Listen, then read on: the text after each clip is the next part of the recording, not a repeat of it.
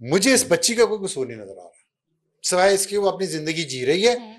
और वो जो उसको देखें, सोशल मीडिया पे नेगेटिविटी भी तो बहुत है ना डिजिटल मीडिया पे। वो जो अभी एक साहब गिरफ्तार किए गए हैं कुछ दिन पहले, वो कितने अरसे से वीडियो बना रहे हैं, तेरी बेटी डांस कर दी पई है, स्कूल जा रही है, कॉलेज जा रही है। वो उसने पूरे माशरे में एक गंद उस बंदे ने भर दिया। वो डिजिटल मीडिया को इस्तेमाल करके डिजिटल एज के खिलाफ एक काम कर रहा है, ठीक है। उसी कैमरे के सामने वो कहते हैं मेरा आना तो कैमरे पे हक है, जो मैं नफरत जहर फैलाऊं वो मेरा हक है। बच्ची आके खाना खा रही है, वो अपनी दोस्तों के साथ उछल कूद रही है, वो अगर वीडियो आएगी ना सोशल मीडिया पे, वो हराम है। ये जो हमारे यहाँ दो तबके बन गए ना, इलीट के और नॉन इलीट के, मैंने आपको रीजन आपसे वादा किया था, रीजन बताऊंगा जेन जी का डिके क्यों है।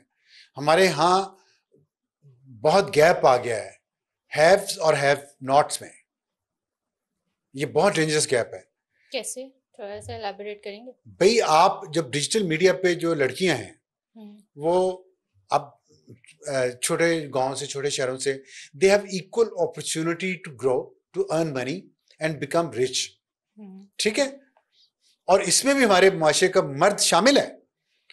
इन लड़कियों के अकाउंट्स को करोड़ों लोग फॉलो कर रहे हैं, करोड़ों, में मजाक नहीं कर रहा, करोड़ों लोग फॉलो कर रहे हैं, चस्का भी ले रहे हैं, गाली भी निकाल रहे हैं साथ। अच्छा, उसको उससे इनकम हो रही है, वो इस इनकम से अपनी जिंदगी बेहतर बना रही है, अब अपनी क्लास चेंज कर रही है। ये इससे जो एक तकलीफ हो रही है लड़कों को, वो उस तकलीफ को उठा नहीं पा रहे, खास तौर पे जो स्कूल नहीं जा सके, जिनको साफ सुथरा घर रहने के लिए मुयसर नहीं है, जिनको अच्छी ट्रांसपोर्ट मुयसर नहीं है, जिनको सेहत की अच्छी फैसिलिटीज मुयसर नहीं है। तो हमारी गवर्नेंस जितनी बुरी हो चुकी है, सूबों का हाल देख लें, सूबों की हुकूमतों का हाल देख लें, इतना पैसा उनके पास आता है, क्या क्या कर रहे हैं वो इस सारी जनरेशन को। इतने स्टूडेंट्स मदरसों में जो जा रहे हैं, लाखों स्टूडेंट्स, उनका सिलेबस ही अलग है, उनकी सोच ही अलग है। आप दूसरी तरफ डिजिटल मीडिया पे लड़कियां जो हैं वो एक ऐसी जिंदगी यहाँ पे जीना चाह रही हैं और जी रही हैं जिससे कनेक्ट नहीं कर पा रही इस मुल्क की बहुत सारी आबादी। ये जो डिस्कनेक्ट है ना, द गैप, ये एक, लेकिन फिर यहाँ पे भी एक सच्ची बात ये करनी चाहिए, ये सिर्फ एक तबका है। हम देखते हैं कि नूर मुकद्दम के केस में जो जाहिर जाफिर है, ये एलीट क्लास से, रिच क्लास, फिल्थी रिच। दूसरी तरफ सारा इनाम के केस में शाहनवाज अमीर, वो भी एलीट क्लास से। उन दोनों ने भी लड़कियों से वही जुल्म किया जो इस उमर हयात ने, जो कि खुद एक मिडिल क्लास बैकग्राउंड से है, और सना भी जो है ये मिडिल क्लास बैकग्राउंड से है।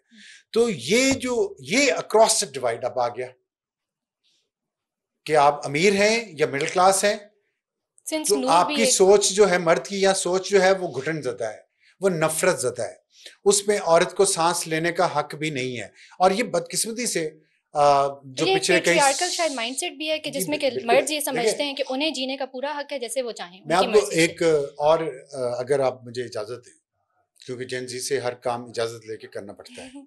We are not that dangerous. I'm not. Gen Z is dangerous. I'm not. We are not dangerous. We have received so many hits by you. हमने, इस जनरेशन ने जेन जी के जितनी ज्यादतियां बर्दाश्त की हैं और फिर भी साथ रखा है, और फिर भी उंगली पकड़ के, हाथ पकड़ के आगे ले जा रहे हैं, ये हमारा हौसला और सब्र है। आप लोगों में नहीं है। आप लोगों को रिजेक्ट करे, आप गोली मार देते हैं। देख लें कि आपके सामने। खैर, इस पर कुछ छोड़े, मैं और बात करना चाह रहा हूँ, संजीदा बात है। देखिए, ये जो फर्क है ना, हमारी बदकिस्मती क्या पाकिस्तान की, आपको पता है जो ग्लोबल जियो पॉलिटिक्स जो है, उसमें पाकिस्तान बड़ा अहम मुल्क है। अब इसकी वजह इसकी ज्योग्राफी है। देखिए, मैं किस बात को किससे कनेक्ट कर रहा हूँ, समझिएगा जरा। इंसानी जिंदगी ऐसे कनेक्ट होती हैं और करनी भी चाहिए। हमारी ज्योग्राफिकल पोजीशन बहुत इंपॉर्टेंट है, लेकिन इससे हमारे जो नफ्सियाती और कल्चरल कॉम्प्लेक्सेस हुए हैं, जो प्रॉब्लम बने हैं हमारे, वो बड़े खतरनाक बने हैं। अब यहाँ हुआ क्या है? यहाँ हुआ ये कि एक तरफ हिंदुत्व का नजरिया हमारे ऊपर हावी है, जिसमें औरत जो है वो सती हो जाती थी, जल जाती थी चिता पे चढ़ के जब उसके हस्बैंड की डेथ होती थी। दूसरी तरफ हम मुसलमान हो गए तो इस्लाम ने कहा तलाक याफ्ता औरत की शादी फौरन करो, फर्क, बेवा की शादी फौरन करो। इंसानी जिंदगी की जो रिक्वायरमेंट है उसका ख्याल इस्लाम ने कितना रखा। हमारा दिमाग, हमारा डीएनए, हमारा कल्चर कुचला हुआ है उस हिंदुत्व के असर के नीचे।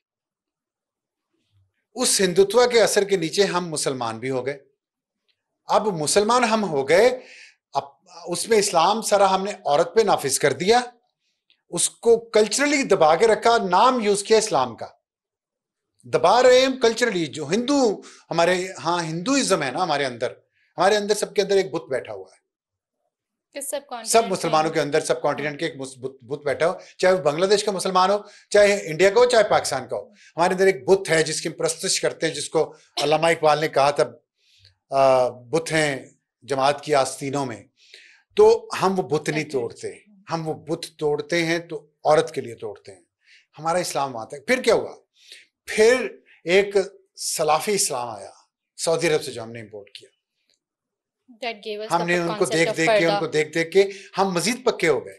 फिर अफगानिस्तान की वॉर 45 साल की, उसमें उस वॉर में हमने जिहाद के नाम पे पूरी नस्ल, पूरी कौम का मिजाज बदल दिया। एग्रेशन ले आए, वायलेंस ले आए, वेपन ले आए, और फिर हमने कहा कि जबरदस्ती नाफिज करो। जो मैं सोचता हूँ, हम नबी पाक सल्लल्लाहु अलैहि वसल्लम और खुलफाए राशिदीन के दौर में नहीं गए।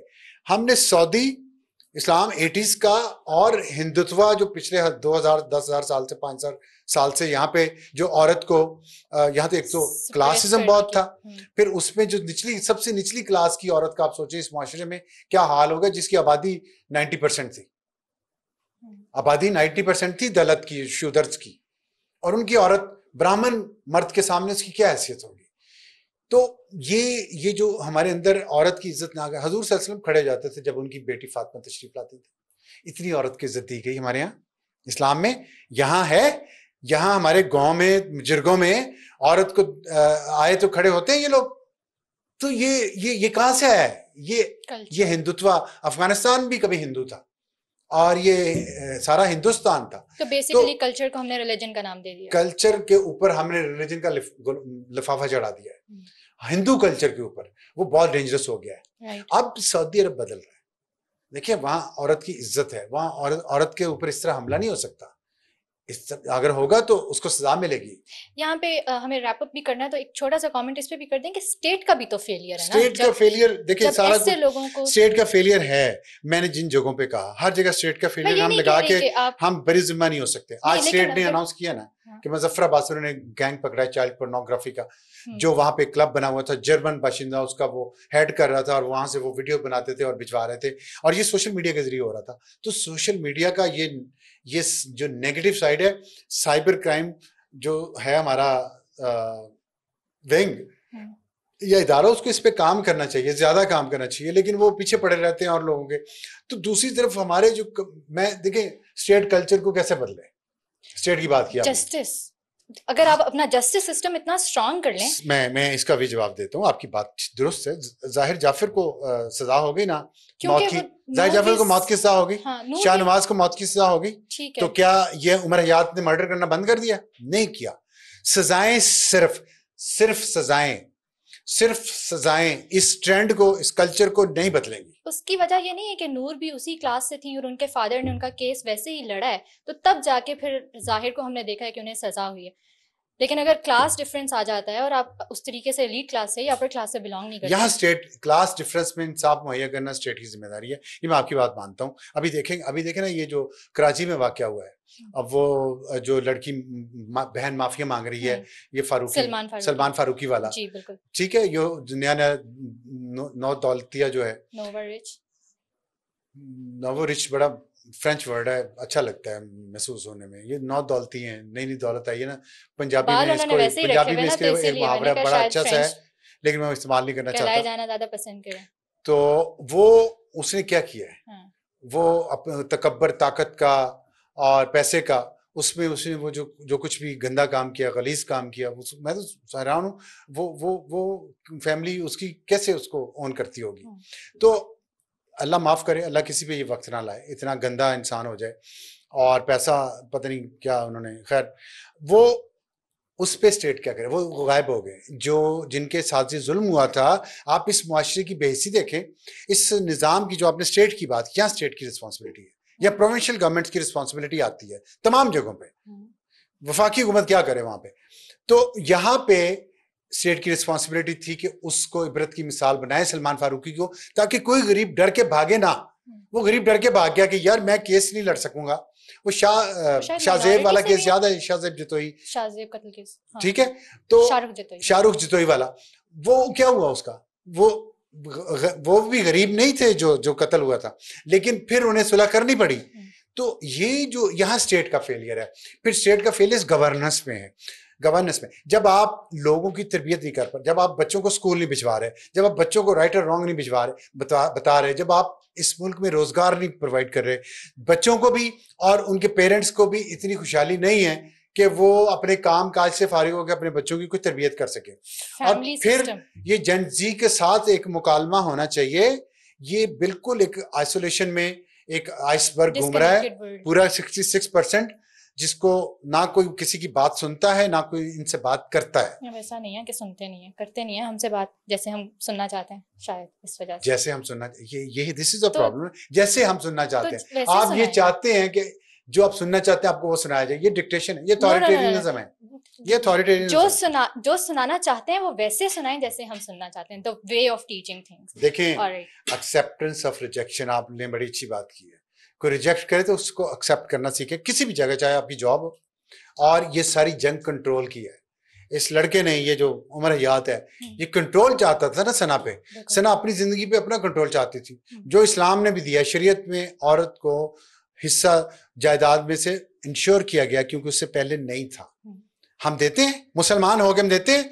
हम हिंदुत्व को फॉलो करते हैं, जहां जो बहनों का हिस्सा भाइयों के नाम कर दिया जाता है। किस लिए? ये कहां से आया है? ये वो हिंदुइज्म जो बुत हमारे अंदर है। नमाज पढ़ेंगे हम सबके सामने, बहन का, बेटी का हिस्सा नहीं, उसको जो शरीयत ने दिया जायदाद में वो नहीं देंगे, वो माफ करवा लेंगे, हक महर माफ करवा लेंगे। क्यों? ये चीजें ये शरीयत ने दी हैं, ये हकूक हैं औरत के। और हम बिल्कुल एक मलगूबा बन गए हैं कंफ्यूजन का। इसमें से निकालना एक उलमा का भी काम है, माशरे के पढ़े लिखे लोगों का भी काम है, स्टेट का भी काम है, और पेरेंट्स का भी काम है, और जेन जी का खुद अपना भी एक जिम्मेदारी है, उसको लें प्लीज।